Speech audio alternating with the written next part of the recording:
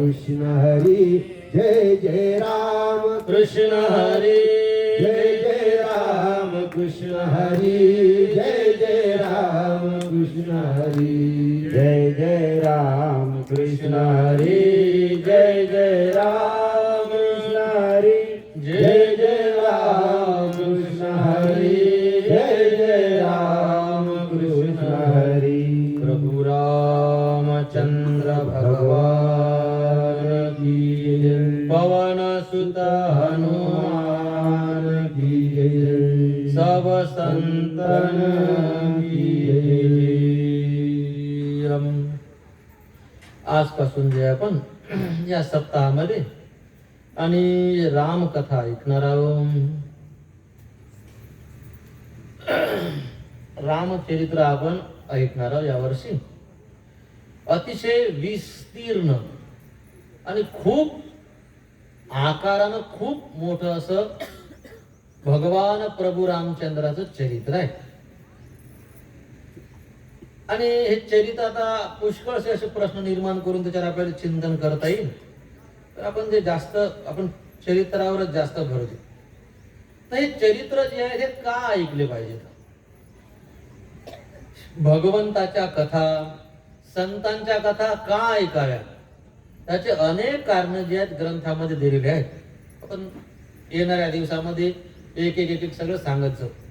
तर सगळ्यात महत्वाची गोष्ट अशी आहे की भगवंताची कथा संतांची कथा जी आहे माणसाने शांत करणारी, आपल्याला शीतळ बनवणारी आहे.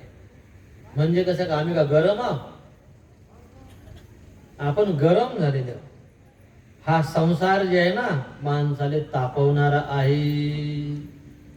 संसार तापे तापलो मी देवा.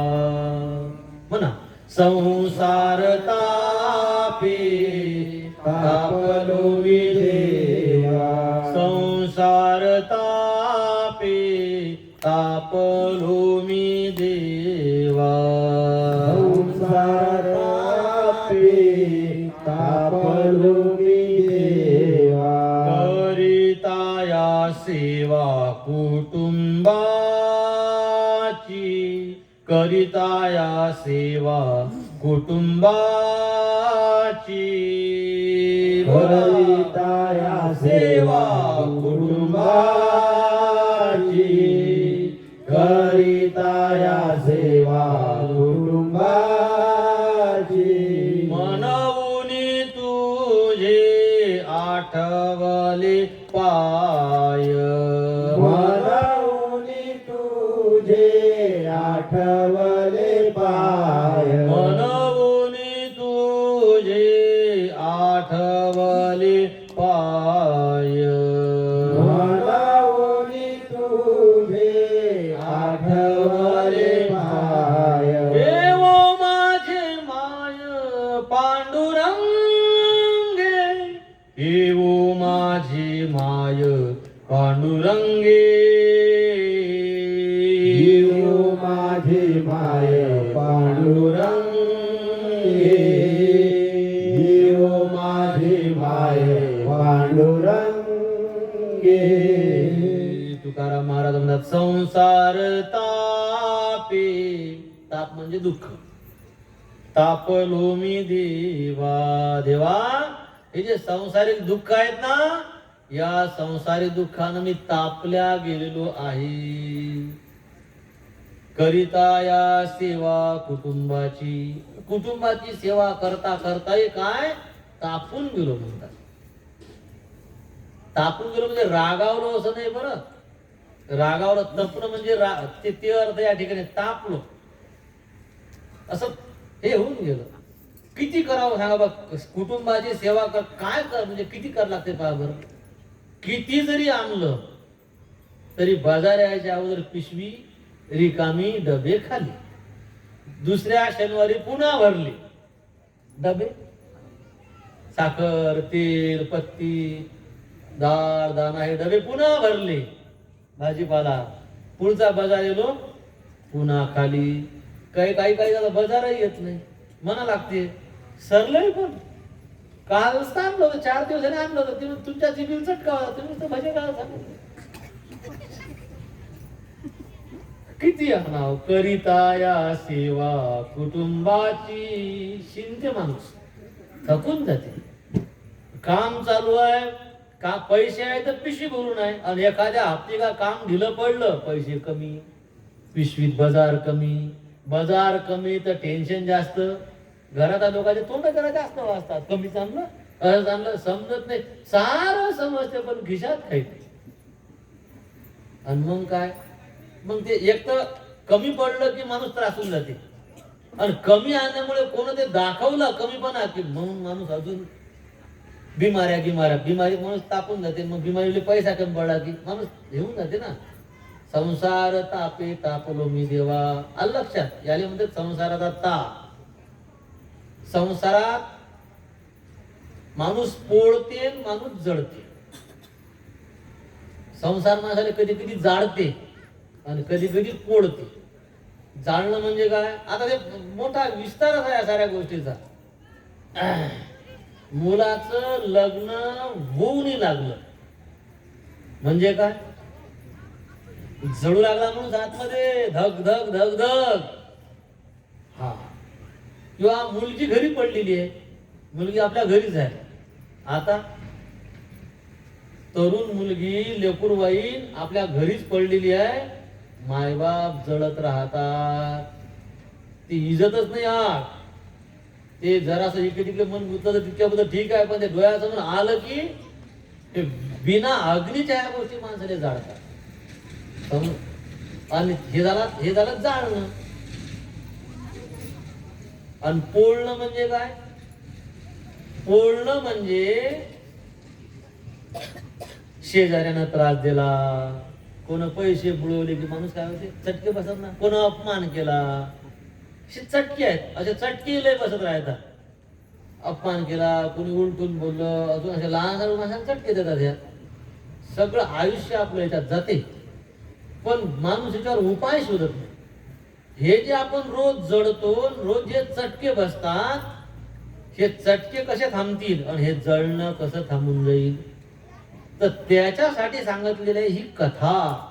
भगवंताची कथा, साधू संतांच्या कथा जे आहेत, माणसाचे चटके आणि जळणं थांबवतात. त्या गवळणी म्हणतात, तव कथामृतम तप्त जीवनम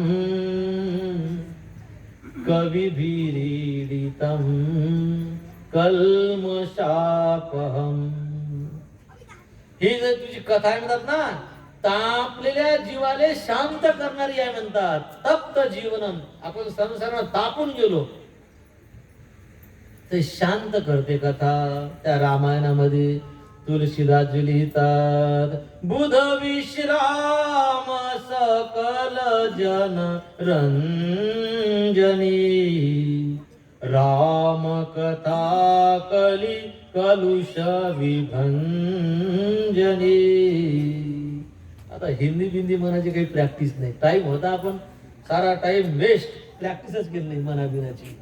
त्याच्यामुळे मग आता जसं आलं तसं शॉर्टकट, आता ते शब्दही बसत नाही. तर तुम्हाला खोटं वाटेल, भागवतकार एक एक श्लोक 500-500 भोगतात.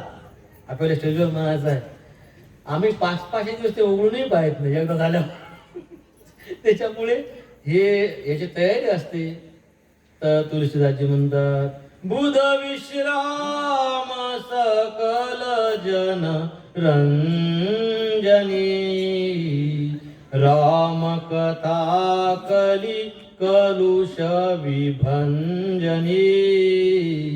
राम कृष्ण हरी जय जय राम कृष्ण हरी, राम कृष्ण हरी जय जय राम कृष्ण हरी. मी हिंदीत म्हणत जाईल, तुम्ही मराठीत म्हणत जा. असं ऍडजस्टमेंट करायला लागला आता 5-6 दिवस आपल्याला. आता कारण हे दोन ते सुभाष सकाळ बस, कोणाचं मुंडकं उडवतील, कोणाचं तंगड तोडतील, कोणी कमरूतूनच गमावतील. एवढे सारे धिगाणे केल्यापेक्षा, या अक्षराचे एवढे येले केल्यापेक्षा आपलं राम कृष्ण हरी जय जय राम कृष्ण हरी राम कृष्ण हरी जय जय राम कृष्ण हरी. तुलसीदास म्हणतात बुध विश्राम. विश्राम म्हणजे काय? शांतता. विद्वानाले शांतता प्राप्त करून देणारी कथा आहे. आणि संसारात तापानं दग्ध झालेले त्यांना ही कथा शांत करते. म्हणजे याचा अर्थ काय? याचा अर्थ असा आहे, अनुभव घ्यायचा. नुसतं आता ऐकू नका, मी सांगतो हे नुसतं ऐकून सोडून नका देऊ. उद्यापासून रामकथा ऐकासाठी तुम्ही या आणि कथा ऐका. जोपर्यंत तुम्ही रामायण ऐकू राहिले ना तोपर्यंत तुम्हाला घरचे जे दुःख जे त्रास आहे ना ते आठवणारच नाही, त्याची तुम्हाला जाणीवच होणार नाही. हा, मंडपाच्या बाहेर निघले की मग ते तुम्ही तुमचं पाहायचं. पण जोपर्यंत इथे बसेला ना तोपर्यंत ते घरचं काही आठवणार नाही. आठवाचा प्रयत्न केला तरीही ते मन इकडेच वळलं जाईल. का? ही कथेची ताकद आहे आणि म्हणून कथा ऐकायला. आणि एकदाच ते ऐका. तिकडे दुःख आहे ना, तिकडे सतत दुःख आहे. ते सतत दुःख संपवण्याकरता कथाही सतत पाहिजे. म्हणून 7 दिवस इथे ऐकायची आणि घरी घेऊन जायची. आणि काय ऐकलं आपण कथेतनी ते घरी आठवायचं. जोपर्यंत त्याचा आठव आहे तोपर्यंत संसाराचा ताप शांत आहे. एवढी ताकद आहे. आणि सगळे परेशान आहेत संसारानं. ही कथा माणसाचा ताप घालवणारी आहे. कथा तव कथामृतम तप्त जीवनम. अजून कसं आहे? सकल जन रंजनी. विश्रांती शांतता प्राप्त करून देते पण रंजन करते माणसाचं. मनोरंजन. रंजन समजते का? माणसाला असं रंगू असं रबती असं गुंतून ठेवते. माणूस असा बिलकुल असा त्याच्याशी एक रूप होऊन जाते. बरेच लोक म्हणतात ना बाबा असं ऐकताना असं वाटते की डोळ्यासमोर चित्रच चाललेत का काय, असं वाटते डोळ्यासमोर सारे चित्रच येऊ लागले. त्याला रंजन म्हणतात. कंटाळा वेगळा बरं. कंटाळा कधी कधी कीर्तन प्रजन बोर होते. घड्या पाहिजे किती 10 मिनिटं याचा अर्थ काय? तिथे रंजन नाही होऊ राहिलं. तिथे म्हणजे टाइम जर कमी नाही राहिला तर तिथे रंजन नाही होऊ राहिलं. तुम्ही पहा ना, मोठमोठे सिद्धांत ऐकत असताना, वेदांताच्या गोष्टी ऐकत असताना माणूस असा थकून जाते, कंटाळून जाते. असा माणूस वेदांतानं माणसाचं रंजन नाही होत. पण हे जे भगवंताचे जे चरित्र आहेत ना, हे चरित्र ऐकताना माणसाचं रंजन होते. आता आपण काल्याचं कीर्तन नेहमी ऐकतो ना, किती वेळ ऐकलं तरी माणूस पुन्हा हसतेच. त्या जोक माहित असते आता कोणता जोक मारणार आहेत म्हणून, तरी माणूस हसतेच. का? माणसाचं ते रंजन करू लागली. एक तर विश्रांती देते, माणसाचं रंजन करते. अजून राम कथा कली कलुष विभंजनी. कली कलुष, या कलियुगातले जे दोष आहेत किंवा जे पाप आहेत, या पापाचा नाश करणारी ही रामकथा आहे. किंवा कोणती कथा आहे. इथे जोपर्यंत आपण बसून आहे आपल्या कानावर पडू लागलं ना, माणसाला विश्रांती देते. त्याच्यानंतर माणसाचं रंजन करते. म्हणजे माणसाने प्रसन्न ठेवते, चेहऱ्यावर हास्य ठेवते, प्रसन्न मुद्रा राहते. आणि त्याच्याबरोबर आपल्या जीवनातले पापही नष्ट करते. आपण जे पाप घडलेले आहेत, आपण जे पाप केलेले आहेत, त्या पापाच्या दोषातून आपल्याला ही कथा मुक्त करते. असं या कथेचं काय महत्व आहे. म्हणून तुकोबराय म्हणतात ऊर्ध्ववाहिनी हरी कथा. हे कथा कुणीकडे वाहते म्हणतात?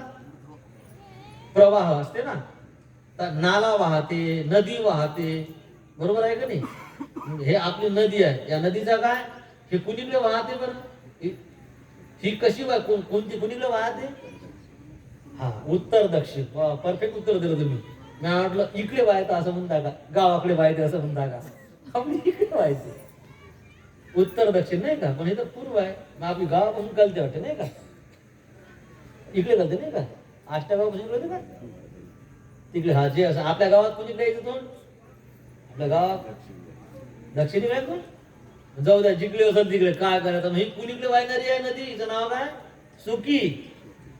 बिचारी काही ओली राहतच नाही, सुकी. तर बिचारी सुखी हे दक्षिण वाहिनी आहे, काही हे दक्षिण वाहिनी आहे म्हणजे इकडे वाहते, काही पूर्व पश्चिम वाहिनी आहेत हा.